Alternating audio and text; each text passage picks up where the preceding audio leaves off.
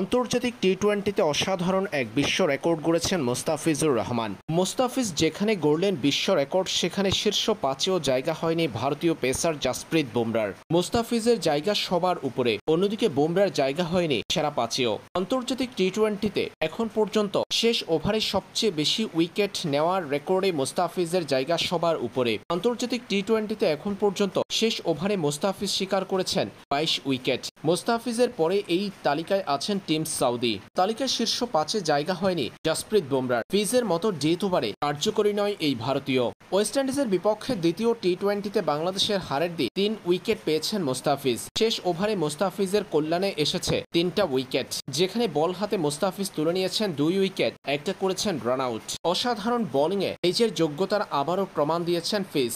আজ দলের সর্বোচ্চ উইকেট শিকারী মোস্তাফিজুর রহমান, যার মধ্য দিয়ে বিশ্ব রেকর্ড গড়েছেন টাইগার কাটার মাস্টার। আন্তর্জাতিক টি-টোয়েন্টিতে শেষ ওভারে সবচেয়ে বেশি উইকেট নেওয়ার কীর্তি এখন মোস্তাফিজের।